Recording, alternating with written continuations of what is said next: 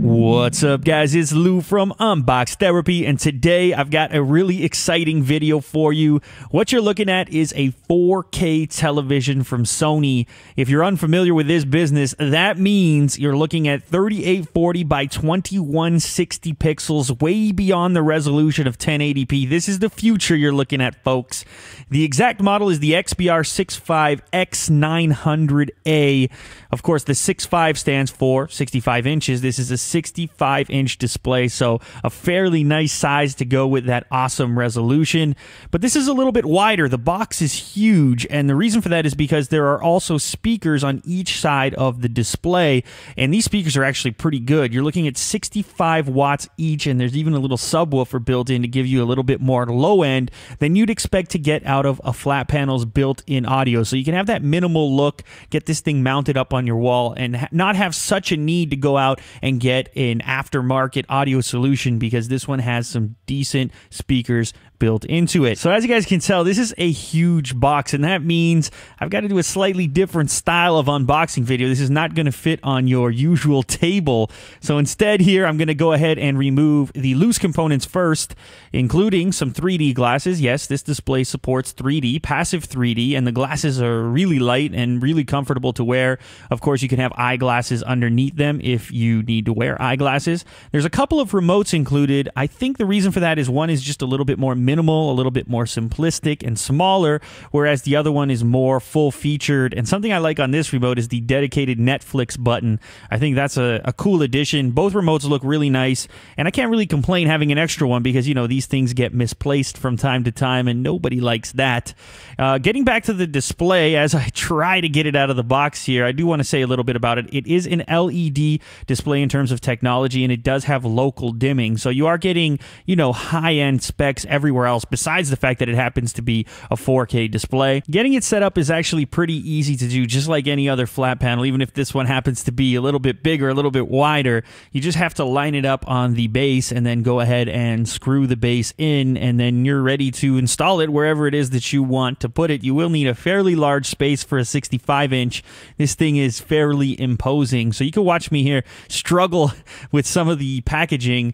These are never really that elegant to unbox, but I think it's interesting nonetheless to take a look at what you do when you get something like this at your house. This is a little cover piece for the back. After you get the base installed, you can use that piece to cover up some of the hardware. Here's a closer look at the base, and it is circular, and it has like a chrome-plated finish, so it should fit into any high-end environment if you choose not to mount the thing on the wall. You're going to need to install these 4 screws into the back of the television. That's what secures it to the base. You're going to want to make sure it's secure. This is not a cheap television. This is actually a good time to mention, if you guys are interested in checking out this TV for yourself, if you want to see more specs, if you want to see pricing and availability, I will have links down in the description, including a link to Future Shop. I want to give them a big shout out, especially the Yonge and Dundas location, for allowing me to play around with this thing, even though it is such an expensive and new technology. The back of the display features all of the ports and inputs that you would expect to have on a high-end television, including a bunch of HDMIs, a cable/antenna input. You've got component input, a composite, so all your analog stuff that you may or may not want to use. You have an internet port, even though you don't need to use that LAN. You can use Wi-Fi since the TV does have it if you prefer to go that route. You've got optical in. You have a special HDMI that supports the MHL protocol. What that means, you can connect mobile devices like your phone or tablet or anything that supports that, and then you can put your display from that mobile device up onto the larger screen. So anyways, here you can see a nerve-wracking experience of us lining it up onto this little stand. I want to give big props to Kirk for helping me out on doing that. Give him a thumbs up down below for jumping into the video. But as you can see, this is a beautiful looking display. You know, there's going to be sort of mixed feelings on the speakers on the side for people, whether or not that's something they want to add on their own or if they like the integrated look. I'm personally a fan of it.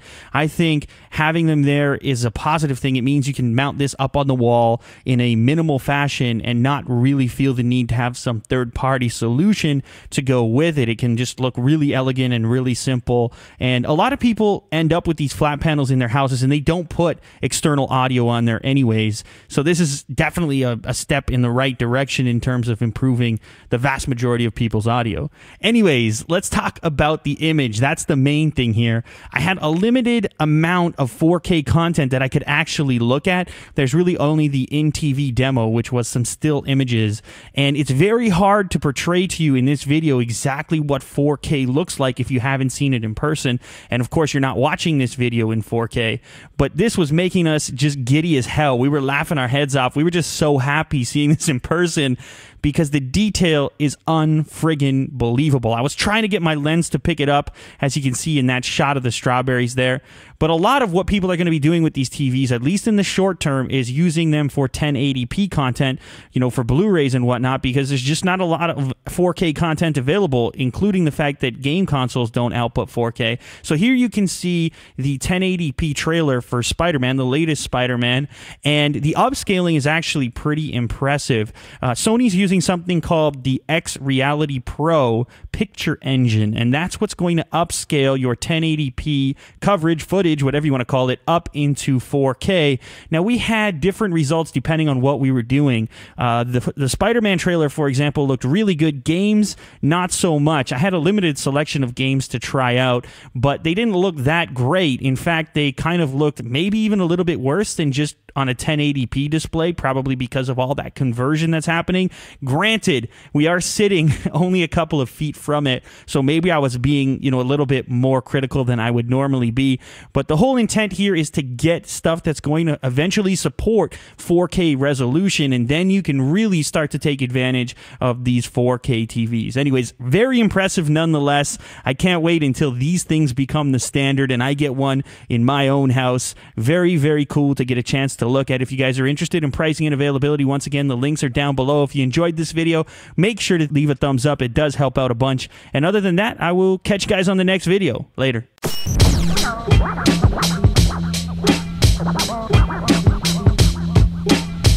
No.